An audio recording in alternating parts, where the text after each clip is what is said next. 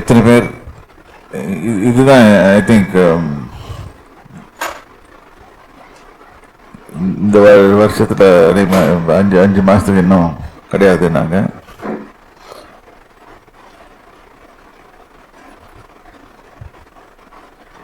as you all know that we are going to Dubai and then to US and stay there for 5 months, five and a half months. ஆனாலும் நாங்கள் அங்கேருந்து பார்த்துட்டு தான் இருப்போம் உங்களை எல்லாரையும். அப்படியே மறந்து போயிட்டோம்னு நினைக்காதீங்க. அங்கேருந்து நாங்கள் பார்த்துட்டு தான் இருப்போம். அதனால் நீங்கள் ஒழுங்கா வாங்க. கிரேஸ், நீ அடிக்கடி மட்டம் போடுற. போன வாரம் காணும், அதுக்கு முந்தின வாரம் காணும் நினைக்கிறேன். சபையில சீனியர்ஸ் எல்லாம் வரணும். யோகிமா நீங்க இங்க பாஸ்டர் ஜாஷுவா இருப்பாரு, அவர் கவனிச்சுக்காரு உங்க எல்லாரையும். தென் டீம் இருக்குது, ஆண்ட்ரூ இஸ் தேர்.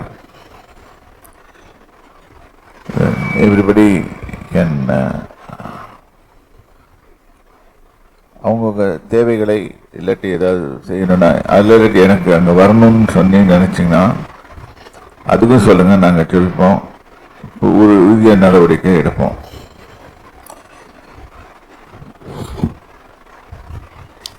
எத்தனை பேர் நேற்று யூடியூப் லைவ் பார்த்தீங்களா? யாரும் பார்க்கல. ஏன்னா நம்மளுக்கு தெரியுமா தெரியாது. அது யாரும் சொல்ல மாட்டாங்க. ஆனால் லைவ்ல ப்ரோக்ராம் போச்சு. விசுவாசத்தை பற்றி அதிகமாக கற்றுக்கொள்ள ஆண்டவருக்கு இங்க எத்தனை பேருக்கு விசுவாசம் இருக்கு? இதுதான் first. Grace, I like Grace very much because she raises her hand for everything. பிரசங்க முடியல, எனக்கு விசுவாசம் இல்லைன்னு சொன்னா அதுக்கும் கை தூக்குவான். Anyway, it's jokes apart. கர்த்தர் ஆசீர்வதித்து கொடுப்பார். நான் போகும்போது 2 விதமான மெசேஜ் எடுக்கலாமான்னு யோசனை பண்ணேன். ஒன்று, கடிச்சு தின்னணும் அப்படின்னு. எல்லாரையும் கடிச்சு தின்னுறது. அந்த ஆடுங்களே சோர்ந்து போய் கிடக்குது. அதுங்களே என்னத்தை போய் கடிச்சு தின்றது. அதனால அவங்களுக்கு ஒரு சந்தோஷமானது, ஒரு ஹாப்பி மெசேஜ் தான் கொடுக்கலான்னு. ஹாப்பினா it's not joyful, what is written in the word of God. நம்ம கொஞ்ச நாளாக பார்த்து கொண்டு வருவோம். Let us turn our Bibles to Romans 1:17 and just pray. Father, in the name of Jesus Christ of Nazareth, I come to you. Lord, open our eyes, ears, hearts and minds of understanding. Lord, the Holy Spirit, you give the words, Lord. You speak to us. You speak to our hearts so that we can understand and follow it and get benefited out of it. Thank you. Praise the Lord. In Jesus' name I pray. Amen. முதல் வாக்கியம் ஒண்டி படிங்க. முதல் வாக்கியம் ஒண்டி. விசுவாசத்தினாலே நீதிமான் பிழைப்பான். அவ்வளவுதான். இங்கிலீஷ்ல just shall live by faith. அது கடைசியில் வந்துருக்குது இல்ல? இங்கிலீஷ் டிரான்ஸ்லேஷன்ல அப்படித்தானே வந்துருக்கு. just shall live by faith அப்படின்னு கடைசியில் போட்டுக்கிறாங்க. தமிழ்ல முதல்ல வந்துருக்கு. தமிழ் அப்படி பாரும். அதுதான் முதல் வாக்கியம் ஒண்டி அப்படின்னு சொன்னேன். இங்க இங்கிலீஷ்ல படிக்கிறது கடைசி வாக்கியம் ஒண்டி அப்படின்னு சொல்றோம். விசுவாசத்தினால தேவ நீதி உண்டாகும்னு எழுதிருக்குது. விசுவாசத்திற்கு என்ற அந்த சுவிசேஷத்தினால வெளிப்படுத்தப்படுது. கிறிஸ்தவ சுவிசேஷத்தினால. இப்ப இன்னைக்கு என்ன பார்க்கலாம்னு நினைக்கிறேன் நானு, கிறிஸ்துவை அறிந்து கொள்வது எப்படி? எத்தனை பேர் கிறிஸ்துவை தெரியும்? இயேசுவை பத்தி நல்லா தெரியும். எத்தனை பேருக்கு இயேசுவை தெரியும்? எல்லாம் கை தூக்கிடுவீங்க. இயேசு யாரு? என்னத்தை ரச்சித்தாரு? பாவத்தை மீட்டு ரச்சித்தாரு. அப்புறம் அவ்வளவுதானா? அதான் ப்ராப்ளம். எல்லாமேனா ஆல் ஆல் ஆல் எனக்கு புரியல. ஆல்னா என்னன்னு?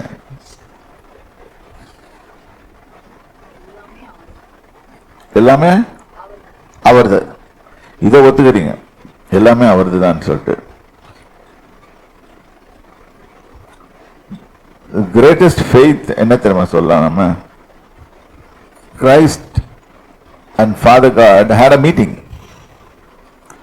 with the Holy Spirit.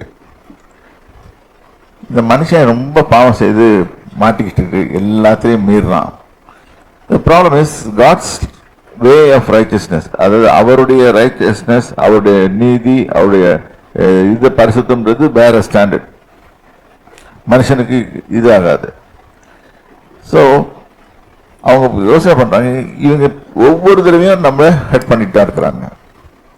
ஆதாம் முதல் கொண்டு கடைசி மனுஷன் வரைக்கும் ஹர்ட் பண்ணிடுறாங்க. எத்தனை பேர் ஹர்ட் பண்றோம் கர்த்தரை?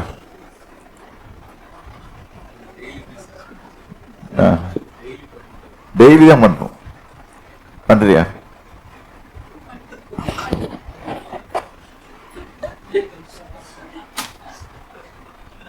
டெய்லி பண்றோம். ஏன் தெரியாது? அதாவது இந்த இடத்துல போடப்பட்டிருக்கு, விசுவாசத்தினால் நீதிமான் பிழைப்பான். அந்த விசுவாசத்தை கொண்டுதான் நம்மளுக்கு பொழைப்பே உண்டாகுது. பொழைப்புனா என்னது? இப்ப நீங்க சொல்றீங்களே, எனக்கு இன்கிரிமெண்ட் போடவே மாட்டேன்றாங்க அப்படின்னு சொல்லிட்டு போடுறோம். வாழ்வாதாரத்து போடவே மாட்டேன்றாங்க என் கம்பெனி அப்படின்னு சொல்லிட்டீங்களா? தப்பு. அவன் போடல, போடுறது கர்த்தர். நம்ம அந்த கரெக்டான விசுவாசத்தை வச்சுதான் நம்மளுக்கு வர வேண்டியது வந்துகிட்டு தான் இருக்கும். உலகத்துல அத்தனை பேரும் ஊஸ் ஆகிட்டு போயிட்டு இருப்பாங்க, நம்ம ஊஸ் ஆக மாட்டோம். ஊஸ்னா தெரியுமில்ல, வீட்டுக்கு அனுப்பிச்சிடுவாங்க. ஐடி கம்பெனில நிறைய நடக்குது. ஐடி கம்பெனியும் இல்லை, எல்லா கம்பெனியும் நடக்குது. நிறைய பேருக்கு இந்த காரியம் புரிய மாட்டேன். அவர் தான் எல்லாத்தையும் கொடுக்கிறாரு, அவர்கிட்ட இல்லாதது என்ன இருக்கு? பின்னையே கேட்க மாட்டேன்றீங்க, அவர்கிட்ட போய் கேட்க மாட்டேன்றீங்க. நம்ம என்ன சொல்றோம்? ஒருவர் குறையே ஒருவர்கிட்ட சொல்லி அவங்களுக்காக ஜெபம் பண்ணுறது நல்லது, நான் இல்லைன்னு சொல்ல. ஆனா என்ன சொல்றோம்னா, நம்ம அத ஆண்டவர்கிட்ட போய் பெற்றுக்கலாம், பேசி பெற்றுக்கலாம் சொல்லி நம்மளுக்கு தெரியாது. அதனால என்ன பண்றோம்? நம்ம பாட்டுக்கும் we try our own methodology. The problem of mankind, for mankind, is doing their own thing. கர்த்தர் மனுஷனுக்கு சாய்ஸை கொடுத்திருக்காரு, ஃப்ரீடம் ஆஃப் சாய்ஸ். விசுவாசத்தையும் கொடுத்துட்டாரு, எல்லாத்தையும் கொடுத்துட்டாரு, ஃப்ரீடம் ஆஃப் சாய்ஸையும் கொடுத்துட்டாரு. அதாவது இப்படி சொல்லலாம், என் வழி என் கையில, நீங்க எதை தெரிந்து கொள்றீங்களோ அதுதான் உங்க வழி. நீங்க தப்பா தெரிந்து கொண்டு தப்பாவே நீங்க கர்த்தரை பார்த்தீங்கன்னா தப்பா தான் தெரிவாரு. உத்தமனுக்கு நீர் உத்தமனாகவும் விலங்கு வேறும் போட்டிருக்கு, துன்மார்க்கனுக்கு. நம்ம எப்படி நம்ம விசுவாசிக்கிறோம் ஆண்டவரை? சோ இந்த இடத்துல நம்ம என்ன பண்றோம்னு கேட்டா,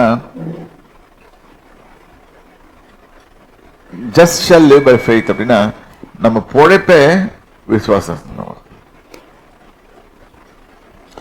இந்த விசுவாசத்தை எப்படி கிரியேட் பண்றது? விசுவாசம் அந்த தண்ணி பாட்டில் மாதிரி கிடைக்குமா? தண்ணி தாங்க எடுக்குது, நேரா போய் தண்ணி பாட்டில் எடுத்து குடிச்சிடறோம். விசுவாசத்தை எப்படி வாங்குவீங்க? எவ்வளவு வேலை?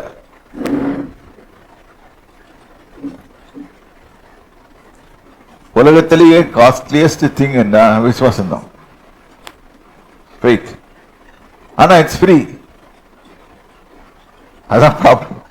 ஃப்ரீயா இருக்குது, அதனால நமக்கு தெரியல. நம்மளுக்கு ஃப்ரீயா எது கொடுத்தாலும் நம்ம ஓசியில வாங்கிட்டு போயிடுவோமே. நம்ம எஸ்பெஷலி நம்ம கண்ட்ரியில் ஏதாவது ஃப்ரீ பீஸ் வருதுன்னு சொன்னாலும் ரொம்ப சந்தோஷமா வாங்குவோம், துரத்தி போவோம்ல.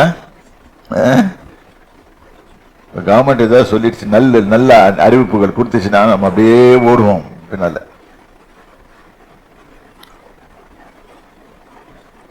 ஆனால் கர்த்தர் என்ன சொல்றான்னு கேட்கறதுக்கு நம்மளால முடியல. இதுதான் ப்ராப்ளம். நேற்று ஒரு வசனத்தை படிச்சேன், 19வது வசனமா, தேவனை குறித்து அறியப்படுவது அவர்களுக்குள்ளே வெளிப்பட்டிருக்கிறது, தேவனே அதை அவர்களுக்கு வெளிப்படுத்தி இருக்கிறார். இதுதான் இந்த தேவனை குறித்து அறிகிற அறிவு.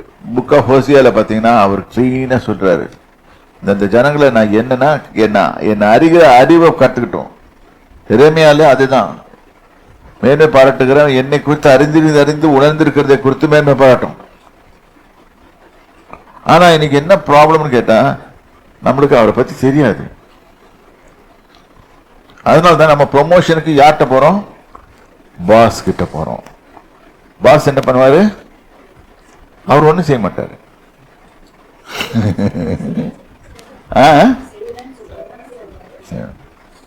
அதான் வரும், நான் வரமாட்டேன், வராது. இங்க வருது, இது வருது அப்படின்னு சொல்லிட்டு இருப்பாங்க. நம்மளும் அதை கேட்டு சந்தோஷம் அடைவோம். இது எல்லாருக்கும் போறதான், நானும் போயிருக்கேன் இந்த மாதிரிலாம் நிறைய. அப்புறம் ஒரு நாள் வந்துச்சு, அப்புறம் தான் நம்ம ஏமாத்தப்படுறோன்றதை கண்டுபிடிச்சேன். யாராலும் ஒன்றும் செய்ய முடியாது. விசுவாசத்துல தேவனை நோக்கி பார்க்கும்போது அவர் உதவி செய்வார்.